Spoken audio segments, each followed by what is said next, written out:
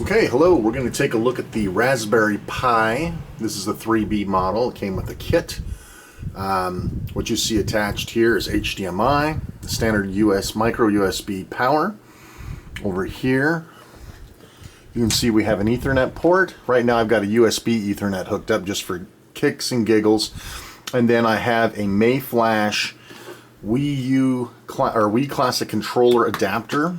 It's tucked into my drawer. And up here we have the screen that's going to produce the goods. So I'd like you guys to take a peek.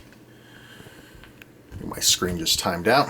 So I'm going to plug it in. I've got MU Station all set up on the Raspberry Pi. I'm going to plug it in so you guys can see what the standard boot process looks like. It's weird at this angle. And here we go. Let's see if I can get that to stop being blurry. There we go. All right. It's about 35 seconds for those of you who forgot to look at the time. Now this, of course, has been pre-configured. It took me about a half hour to just configure the controller and make the disk image and all that stuff. So it's not a whole lot of time. And I apologize for the sound. I've got crappy sound going through the monitor.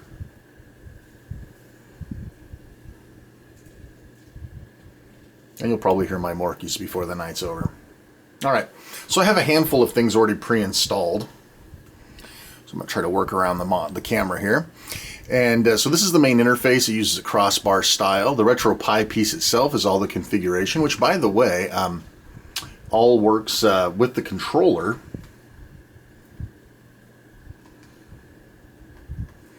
And so if you go into like Nintendo 64, you can see you got box shots. This is the whole bit. Go to Nintendo, got a couple of games in here. Super Nintendo, I got a game in there. Of course, some arcade action. All right. So what I'm going to do is I want you guys to see what it's like to copy a file over and add it to your MU Station. I'm going to simply grab a zip file off of a particularly well-known website for the Sega Genesis.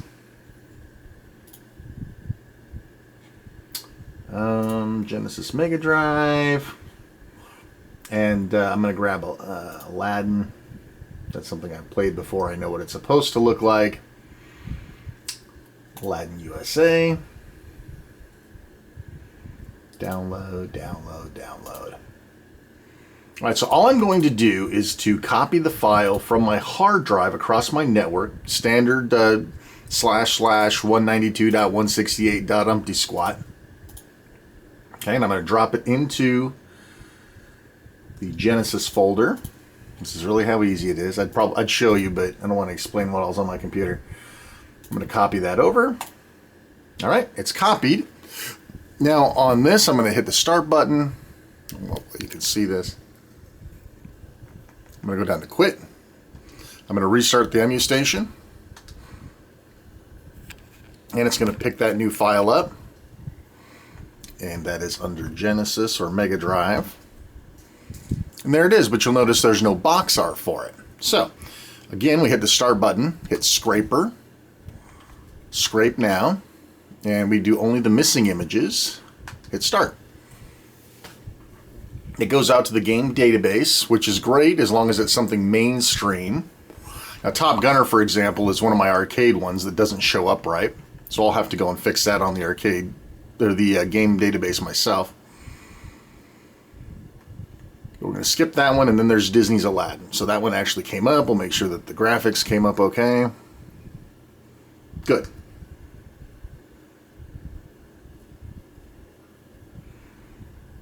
And it takes a moment to get all the stuff and transfer it in. This will go in batch, by the way. Oops. And there we go. So let's actually see this thing in operation. We're going to go ahead and do Mortal Kombat here, just because I don't want Disney's flags on YouTube flagging me. And there's a chance to jump in and configure the game if you want. No real reason to do that.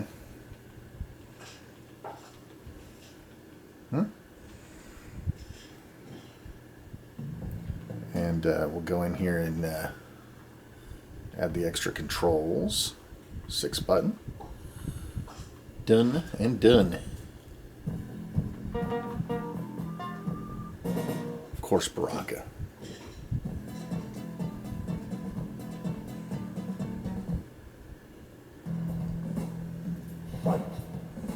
As you can see, absolutely no problem keeping up with this game.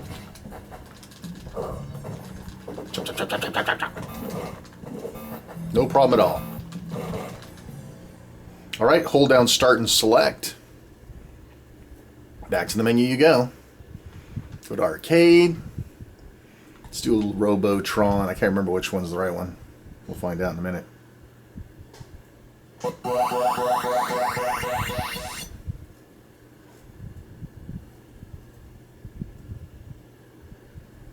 Alright. It's arcade, so you got to go through all this stuff. A couple coins. Off we go.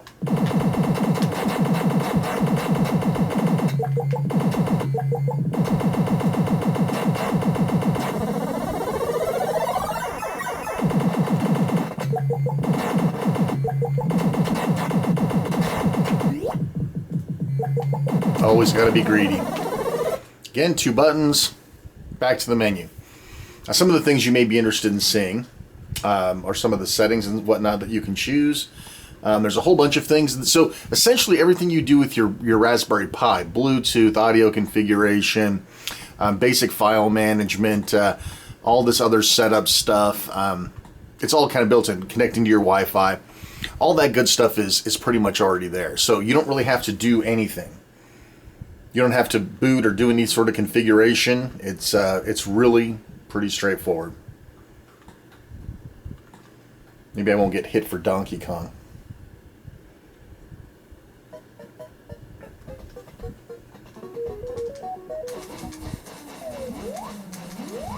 One weird-ass game they came up with. Damn it. I'm used to playing the arcade version, so this has changed up a little bit.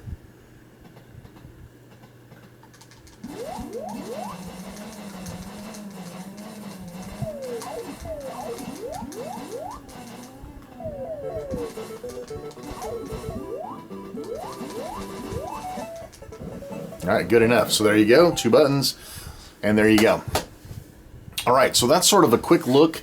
Again, this cost me $60. It was at Fry's, it was on sale, it's a complete kit.